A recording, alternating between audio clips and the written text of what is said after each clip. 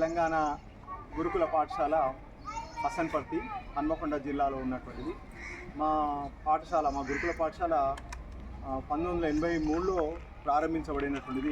ఈ పాఠశాల లోపల విద్యా ఫలితాలు రాష్ట్రం లోపలే ప్రథమ స్థానం లోపల వచ్చినటువంటి ఫలితాలు సాధించినటువంటి పాఠశాల ఇది. చాలా కాలం అవడంతో పాఠశాల లోపల బిల్డింగ్స్ ఓల్డ్ అవ్వడము, వాటితో రిపేర్స్ అనేకసార్లు చేసినప్పటికీ కూడా విద్యార్థులు పూర్తి స్థాయి లోపల సౌకర్యవంతంగా లేదు.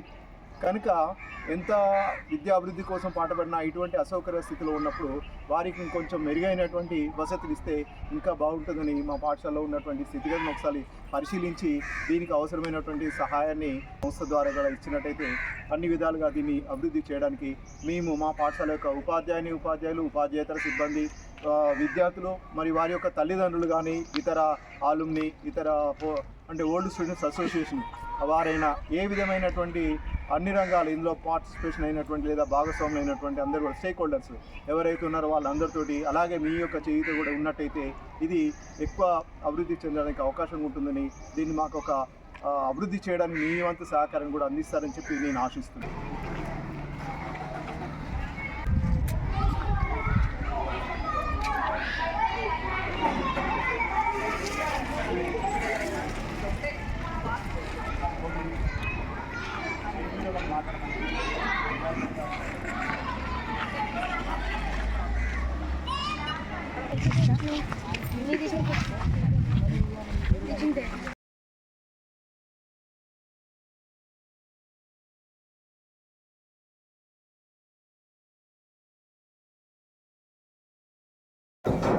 ఇది మా 6th క్లాస్ చెల్లెళ్ళు వాళ్ళు ఉండే డార్మెంటరీ. ఇది దాదాపు 40 సంవత్సరాల క్రితం నిర్మించబడింది. దాంతో ఎక్కువ శాతం వర్షాకాలంలో ఇది కురవడం జరుగుతుంది. దాంతో వాల్స్ అన్ని వెట్టుగా అయి పవర్ సప్లై కూడా సరిగ్గా జరగడం లేదు. వాళ్ళు స్టే చేయడానికి ఇబ్బందిగా కలుగుతుంది. 10th క్లాస్ డార్మెటరీ ఇది చాలా సంవత్సరాల క్రితం కట్టిందనమాట. ఎన్నో సంవత్సరాల నుంచి కూడా ఈ పైనుంచి పెచ్చులు ఊడిపడడం, ఎస్పెషల్లీ ఇక్కడ ఈ ప్లేస్ చూసినట్టయితే కనుక, ఈ కిటికీ చూసినట్టయితే కనుక ఇది చాలాసార్లు పెచ్చులు ఊడిపడింది. బోల్డంత వాటర్ పైనుంచి ఇక్కడి నుంచి కూడా పడుతుంది. ఏరియాలో పడుకోవడానికి అవకాశం లేదు. కరెంటు కూడా మ్యాక్సిమం ప్రాబ్లం అవుతుంది. ఇక్కడ కరెంట్ కనెక్షన్ కట్ చేసేసాము, ఎక్కడైనా షార్ట్ సర్క్యూట్ అవుతుందేమోనని చెప్పి. సో చాలా వరకు మీరు చూసినట్టయితే పెచ్చులన్నీ ఊడిపడుతున్నాయి. ఎప్పుడైనా కానీ గోడలు పడిపోతాయా అన్నట్టు ఉంటూ ఉన్నాయి. మొత్తం గోడలన్నీ తడిచిపోయి మొత్తం వెట్ అయిపోతుంది. ఈ ఏరియా అయితే మోస్ట్ డేంజరస్గా ఉందండి.